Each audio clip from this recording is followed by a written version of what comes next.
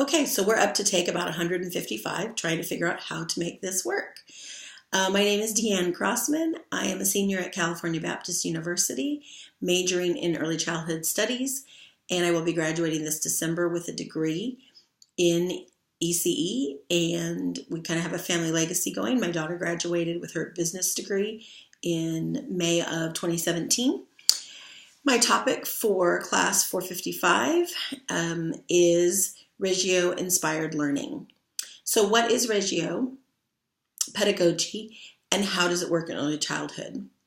It's not a philosophy like many people think. It's actually an approach to teaching children.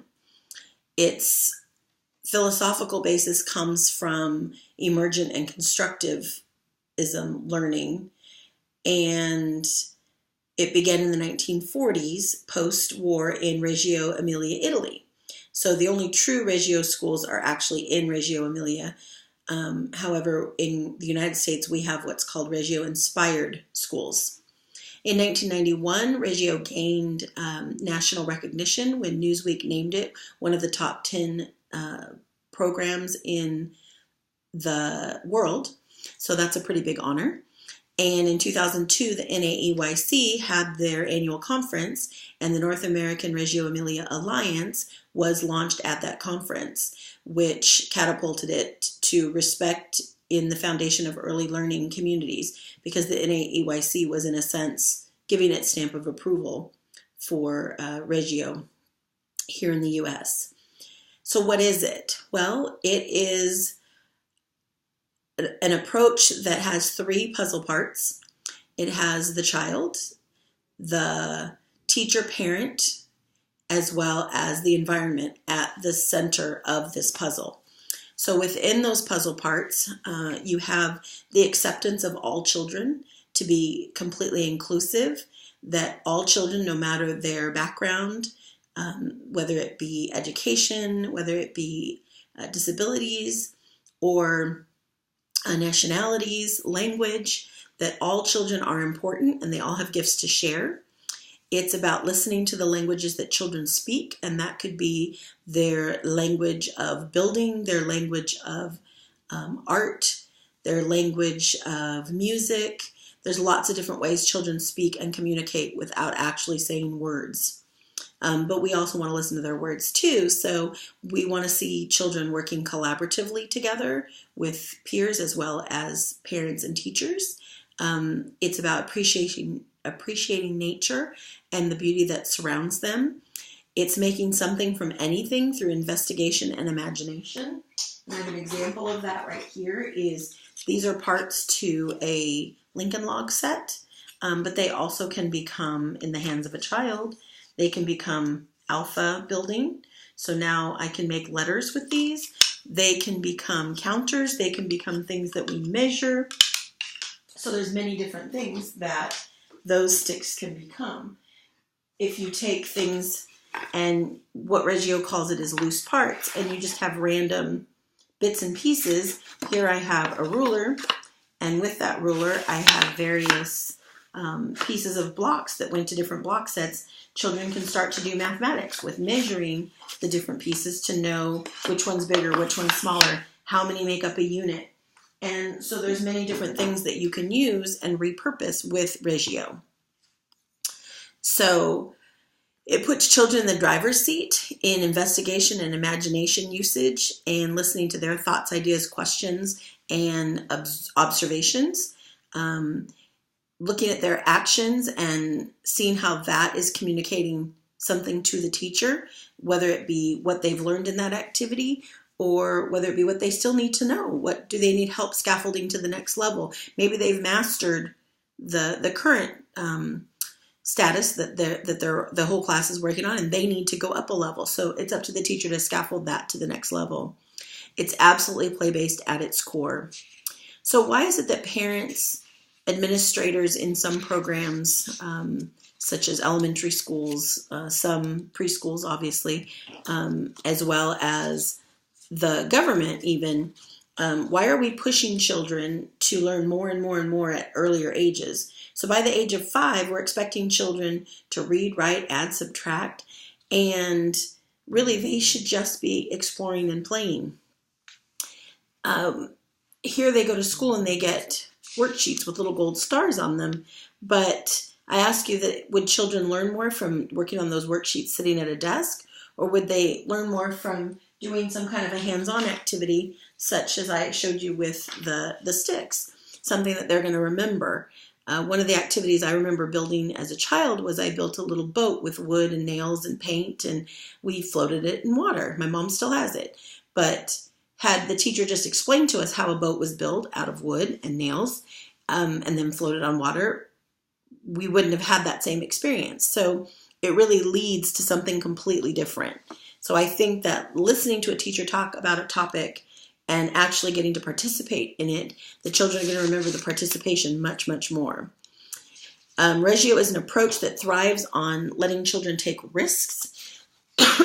Obviously, they're supervised. It lets them experiment and form their hypothesis on what they think will or won't happen. It takes the view that all children are capable and that knowledge to learn alpha number sense writing will flow when they are developmentally ready. This will gain stronger alternatives to be more accepting and more inclusive of all children and their learning styles, so there's not as much of a competition to get it done. With those 3 parts that I mentioned with the puzzle pieces, when you have them all together, you see the whole picture of how Reggio unites to create the framework, because here's the frame, and the framework to actually allow the children to explore and develop within the structure of a Reggio classroom. Because a lot of people think that there really isn't a structure to it, but there really is.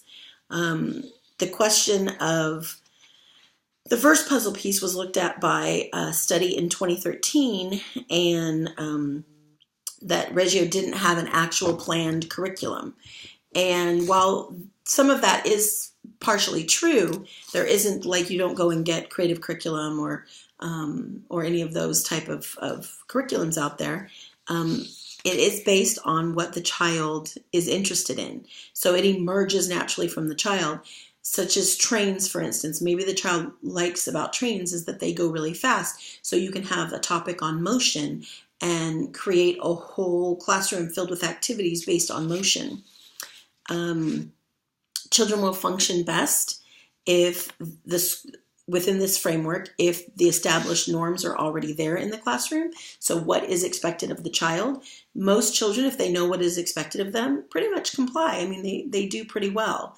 There needs to be some limits, but their imagination needs to be given free rein. And they need to be allowed to fully express themselves and express the experience that they are having.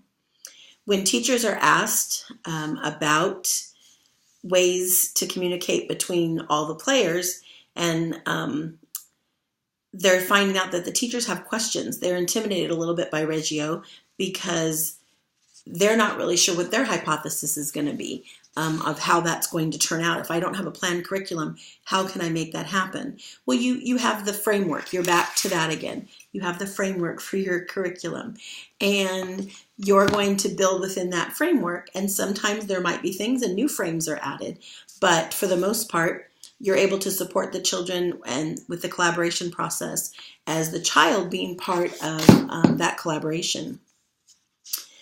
The approach to collaboration through Reggio is no different. There needs to be goal setting. There needs to be rules and limits. And you need to teach the child that there is democracy within the classroom, so they're not always going to get exactly their way, but to observe, engage, and interact. The teacher and the child are going to be able to function better together, and you're able to use different people in the classroom, meaning the children, as different area experts, because one might be really good on space or one might be really good on dinosaurs. And you're able to really delve into those topics, and maybe they learn dinosaur names, but maybe another child is learning about how did dinosaurs go extinct? What was the science behind that? And children can progress at their own individual level with Reggio. The second piece is the teacher. So here we find that training and background in the traditional sense isn't necessarily as supportive of Reggio, because while here at CBU we've learned, and I think a lot of schools around the country now are really teaching about being very inclusive and how important diversity is, really learning to hone in on those languages that children speak is extremely important. You need to be able to be flexible enough to scrap an idea when it's just not working, that children aren't interested, and be creative enough to come up with the next topic. Maybe it spars off of that, or maybe a child has another interest, but you want to be able to be flexible enough for that. A 7-year study by a group of educators actually showed that the documentation was what was key, their reflective process through the transformation in their philosophy from conventional and technical approaches to a Reggio inquiry-based approach. The changing of their classroom environments so that they were open, encouraged independence, and inspired creativity. Cutler said of that, becoming an inquiry-based teacher would involve a shift in perspective and way of being that would take time to increase effectiveness in Reggio slowly through the implementation of trial and error. So just like a child needs time to explore, teachers do as well, and they need time to make it their own. One of the things that we have with the letter of the week activities, such as this is very limited. So there's some shapes. They're supposed to make a mouse. This was letter S week. They did shapes for a week. Well, maybe you want to do shapes for a couple of weeks. Maybe the children are really, really into it. Instead, we have processes like this where children can take out of recycle bins and make collages, make buildings, make whatever they're interested in. This was a very important project to make of my daughter the other day, and she had chose doing that versus going in the pool because of it. That was part of her learning process, and it's something you need to grow into. It doesn't just happen overnight. So utilizing the ability for teachers to work together was a big thing that came out of the Cutler study, and creating a community of adult learners was pretty vital. And how a teacher perceives their learning process plays a big role in whether or not they're receptive to Reggio transformations. And it doesn't have to be your whole classroom. You can put pieces of Reggio into your classroom as well. It's part of the implementation is the process of collaboration, the process of reflection on what was working, what wasn't working, how you were feeling at that time. So there's a lot of parts to that for teachers. It was important to listen in a collaborative way. Your ideas are important, but so are the teacher standing next to you, or in the same classroom, or in the classroom across the hall.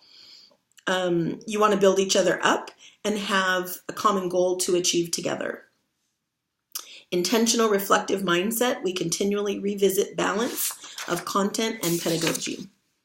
In a MAG study, the process of reflection and creating professional development workshop was very important. So it's teaching teachers how to learn as Reggio students, so they're able to teach as a Reggio teacher. So these workshops that they were able to do, most of the teachers who came preferred the more traditional approach. And what they were finding when they gave them these hands-on activities, they were actually teacher participants learned more, and they rated 3.65 out of 4 on how they liked the activities and that they would want to do it again.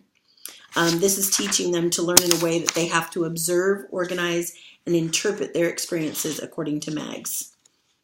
One study on curriculum, because a lot of people think there is no curriculum with Reggio, it showed that the details in the investigation from the children are what are developing the cognitive skills, and why and how the peer and teacher relationships, why communication was so important, and the play interaction actually catapulted additional thought and deeper learning. There were 6 factors, including the formation of learning groups based on size, age, and gender. There was competencies, there were interests, friendships, time spent together, Each of these members were experts in their own way. They looked at the special needs community that were involved in this study, and that they found that those students were also part of the process, and that they were able to develop some friendships as well within that group. And so their social skills were improving, which helps emotional growth as well. All children, again, are considered to be valuable team members, and we want to respect them as such. In the Hong study, it showed that Reggio-inspired group project can impact children with and without disabilities. The third piece of the puzzle is the environment, and in an article by Mary Brimer, it was the examination of relationship-driven learning environments. And why that's important is because flexible environments allow teachers to be responsive to the interests of the children, feeling that they are able to help construct their own knowledge. And children feel more empowered that way. Based on creative environments to inspire those in the space, creative thinking and invention is possible. The values that were learned were self-identity, self-image, being able to form respectful, communicative relationships with peers and teachers, being able to work within a collaborative learning experience, and placing importance on discovery, exploration, investigation, making hypotheses, and reflecting on learning experiences. What are we teaching the children? We're teaching them collaboration skills. We're teaching them to communicate, how to be a scientist, how to discover, how to build, how to explore outside the box, how to look for deeper meaning and taking on smaller subtopics. In Fernandez and Filou study, it showed us that critical thinking skills is an essential tool in Reggio-inspired programs. The problem is the lack of training for teachers who want or may want to teach Reggio. After looking at the philosophical basis of Reggio, teachers, administrators, and researchers and what they can learn and how they can apply the knowledge, it goes back to the framework and the mindset.